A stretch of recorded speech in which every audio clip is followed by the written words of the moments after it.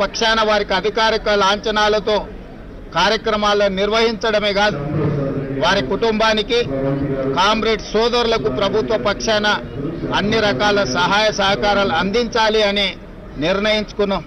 నిన్న జరిగిన మా పొలిటికల్ అడ్వైజరీ కమిటీ సమావేశంలో కూడా గాంధీ భవన్లో మా పిసిసి అధ్యక్షులు, ఏఐసిసి ఇన్ఛార్జ్ జనరల్ సెక్రటరీ గారు మా సమావేశంలో కూడా వారి ఆత్మకు శాంతి చేకూరాలి, వారు అందించిన ఎనలేని సేవలను మేము సమావేశంలో కూడా చర్చించుకోవడం జరిగింది.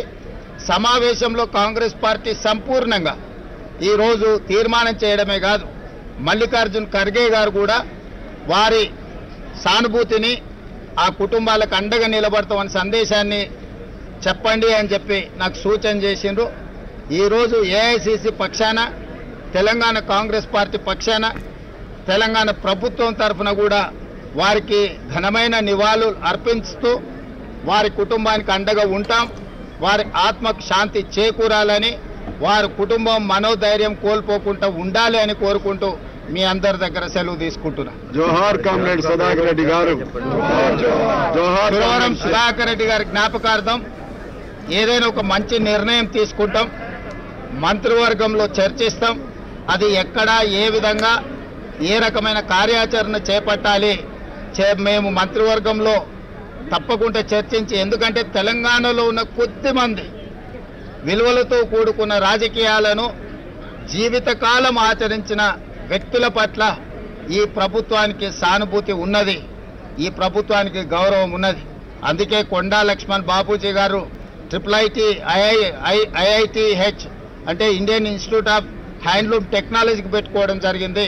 మహిళా యూనివర్సిటీకి వీరనారి చాకలి ఐలమ్మ గారి పేరు పెట్టుకోవడం జరిగింది. తెలుగు యూనివర్సిటీకి సూరవరం ప్రతాప్ రెడ్డి గారి పేరు పెట్టుకోవడం జరిగింది. ఈ తెలంగాణ సమాజంలో ప్రజలకు ఆదర్శంగా నిలబడ్డ వ్యక్తులను జైపాల్ రెడ్డి గారి పేరును పాలమూరు రంగారెడ్డి ఎత్తిపోతలకు పెట్టుకోవడం జరిగింది.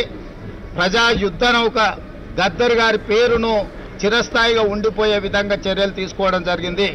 ఆ కోవలోకి వచ్చే సురవరం సుధాకర్ రెడ్డి గారిని కూడా తప్పకుండా రాష్ట్ర ప్రభుత్వం గుర్తిస్తుంది. దానికి సంబంధించి వారిని శాశ్వతంగా ఈ ప్రాంత ప్రజలు గుర్తుపెట్టుకునే విధంగా అభివృద్ధి కార్యక్రమంలో ఎక్కడైనా వారి యొక్క పాత్రను ఉండే విధంగా మంత్రివర్గంలో చర్చించి నిర్ణయం తీసుకోవడం జరుగుతుంది.